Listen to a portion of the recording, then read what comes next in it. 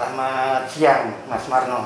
Kami dari tim UKM Aufi ingin mendapatkan penjelasan tentang Koperasi Pegawai Pemerintah Daerah DKI Jakarta (KPPD) sebagai salah satu koperasi besar di Indonesia dan mampu melayani anggota dengan prima, dengan kecepatannya, dengan kenyamanannya, dan sebagainya.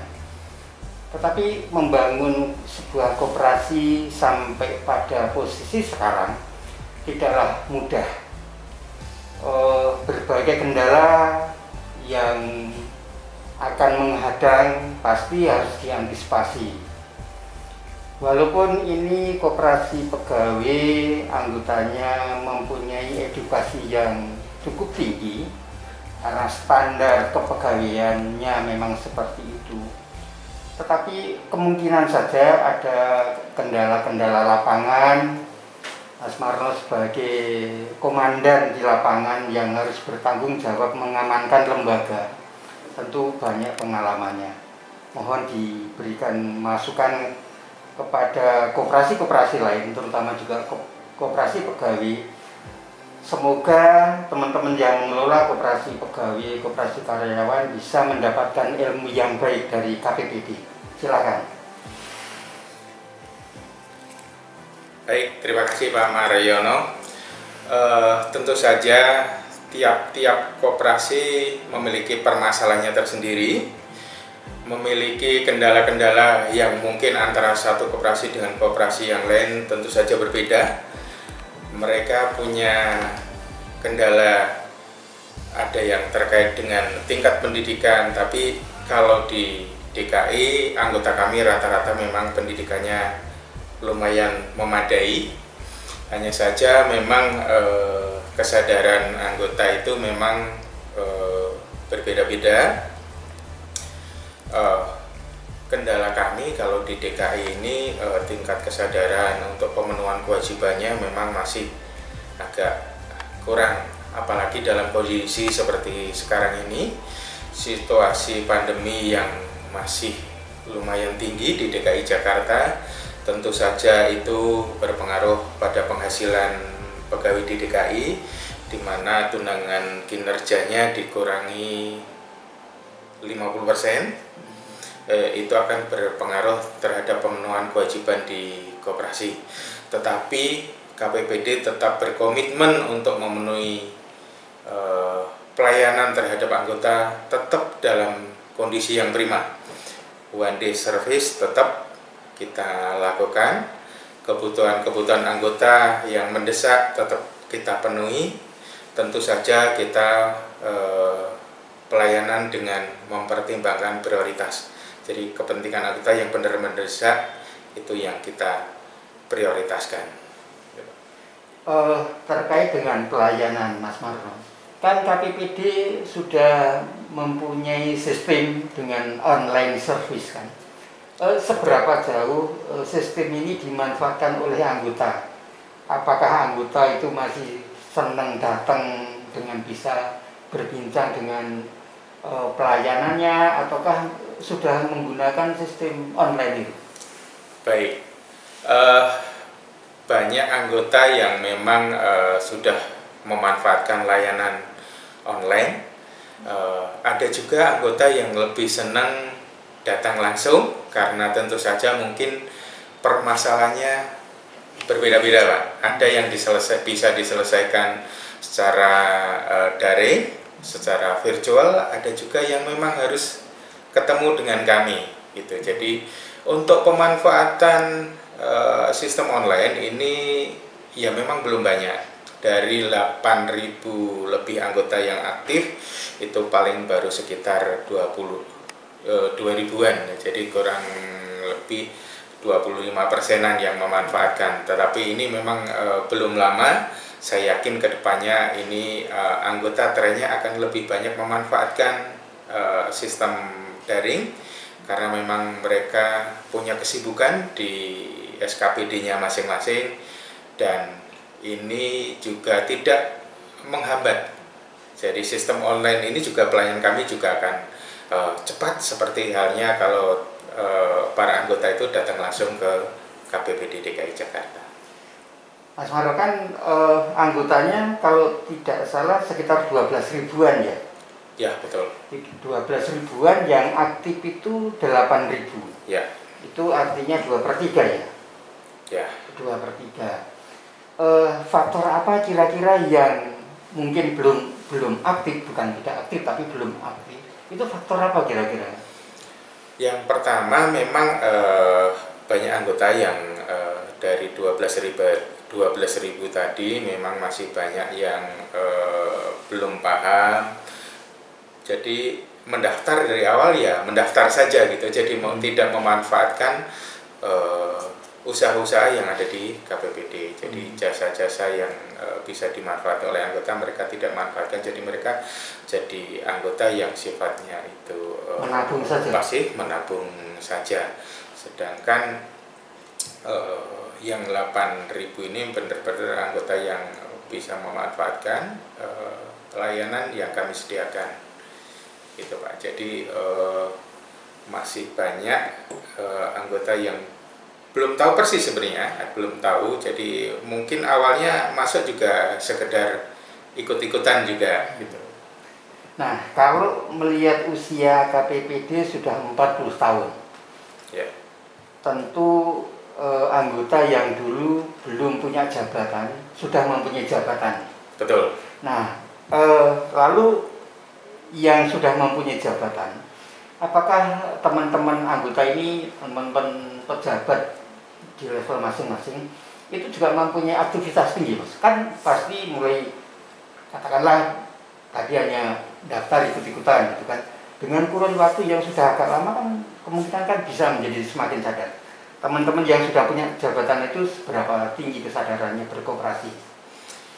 Ya, salah satu cerita yang menyenangkan buat kami adalah banyak anggota kami yang pertama masuk di KPPD ini tingkat pendidikannya baru SMA, Pak. Sampai sekarang dengan memanfaatkan layanan KPPD, ada beberapa teman-teman yang sekarang ini sedang menempuh pendidikan di doktoral, jadi sudah sampai S3 gitu loh. Itu masuk kebanggaan kami sebagai koperasi bisa membantu anggota untuk membantu mereka mengembangkan karirnya.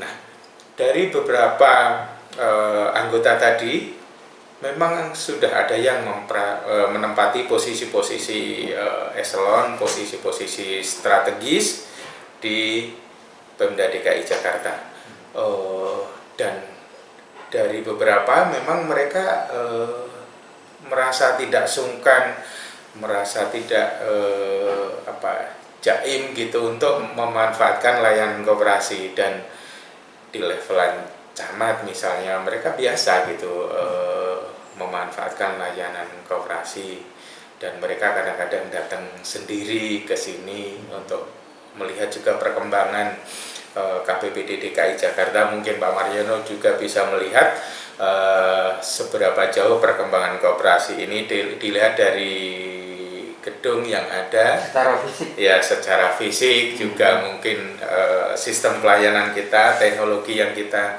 gunakan juga harus mengikuti pertumbuhan teknologi, perkembangan teknologi yang ada saat ini gitu. Jadi saya yakin teman-teman yang di levelan atas ini juga punya concern, punya perhatian yang baik terhadap perkembangan KPPD DKI Jakarta.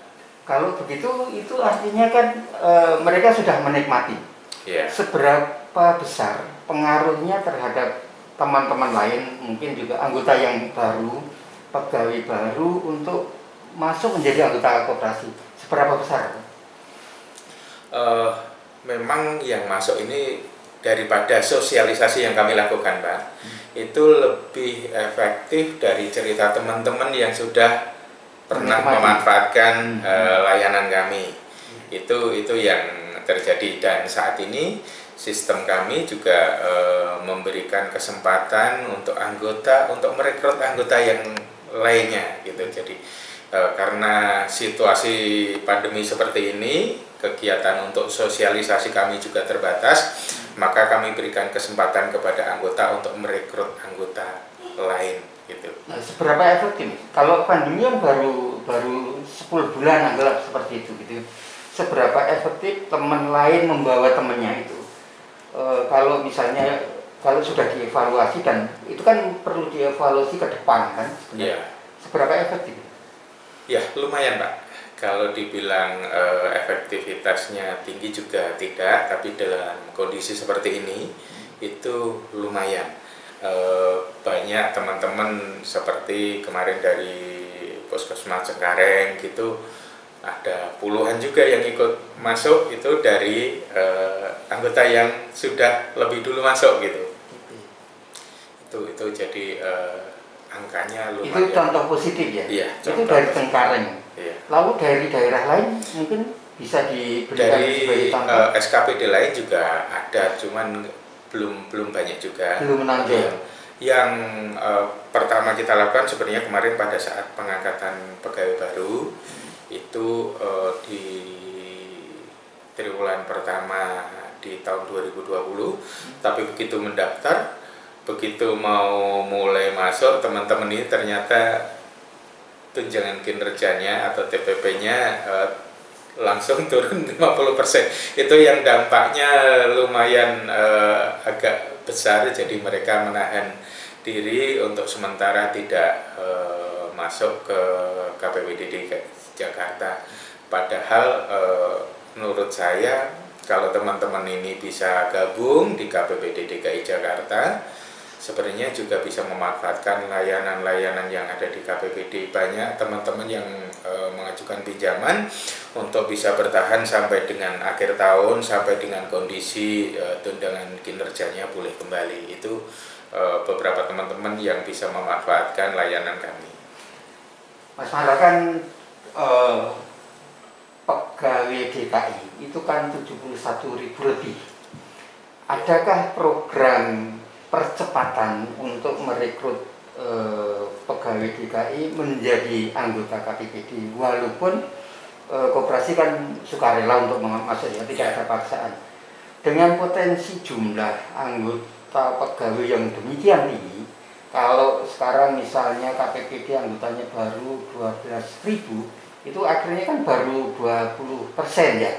Belum nyampe malah. Oh belum nyampe ya? Kalau begitu adakah program percepatan untuk menarik anggota kecuali tadi melalui teman mengajak teman lain? Iya, sebenarnya kan member get member ini itu baru kita launching di akhir tahun ini gitu loh. Nah, dan itu sudah lumayan terasa gitu. Tapi tetap sosialisasi secara reguler mungkin kita perlu lakukan dengan SKPD secara virtual, itu juga akan kita lakukan di samping tadi member get member. Jadi kita akan lakukan sosialisasi secara virtual dengan SKPD yang ada. Itu juga saya kira langkah yang tidak boleh kita lupakan juga. Terkait dengan kesulitan kalau ada, yang paling menonjol apa kesulitan di KPPD itu? Nah, kalau dalam kondisi sekarang ini memang itu kondisi umum. Iya, secara umum, tapi memang belum ada kesulitan yang misalkan dalam keuangan gitu. Meskipun penerimaan kita turun, tetapi kita masih bisa melayani anggota secara optimal, baik itu penarikan simpanan, pemberian pinjaman.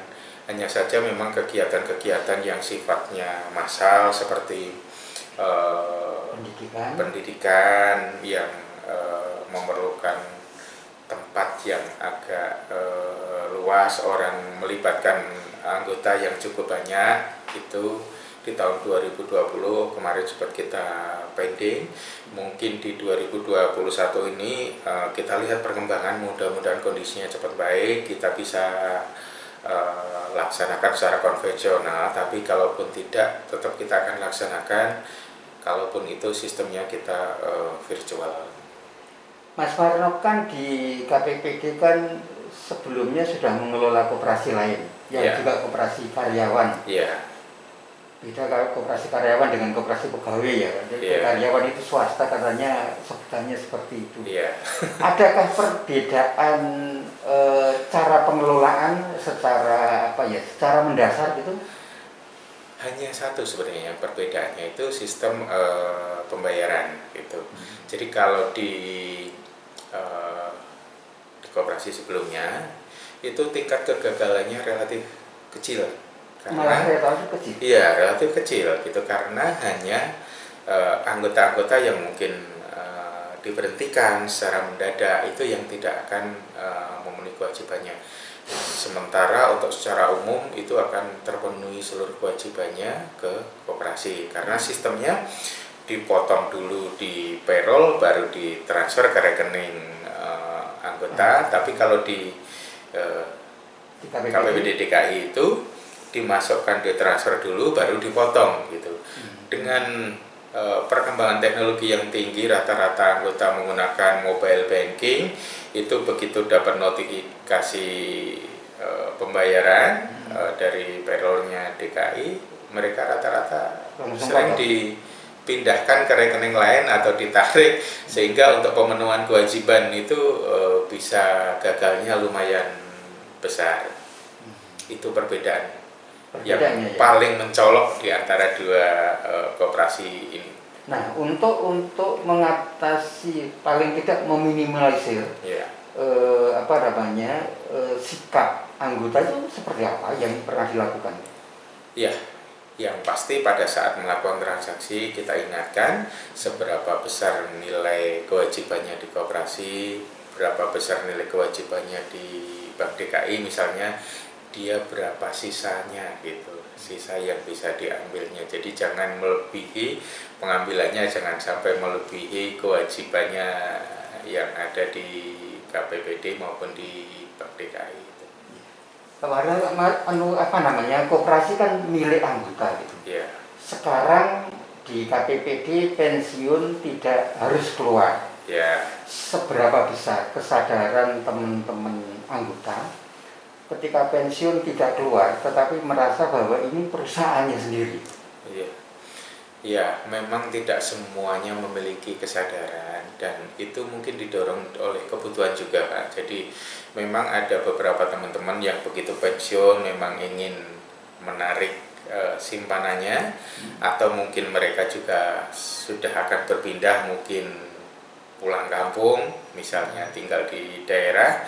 Ada juga yang ingin melanjutkan. Nah, beberapa yang ingin melanjutkan ini dari beberapa pertemuan dengan mereka itu, mereka masih ingin menerima manfaat, misalnya voucher lah, masih bisa pinjem lah gitu. Jadi masih banyak manfaat yang mereka terima dari KPPD, manakala teman-teman yang sudah pensiun ini masih melanjutkan keanggotaannya di KPPD DKI Jakarta.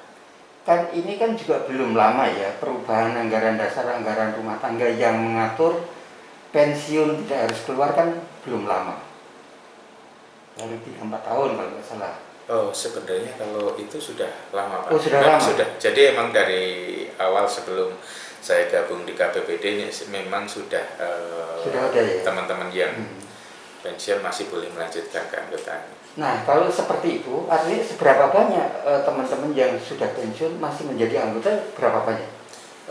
Memang tidak banyak sih, Pak. Tidak banyak, tetapi memang ada beberapa yang teman-teman yang masih pengen lanjut, terutama teman-teman yang lumayan mapan secara ekonomi.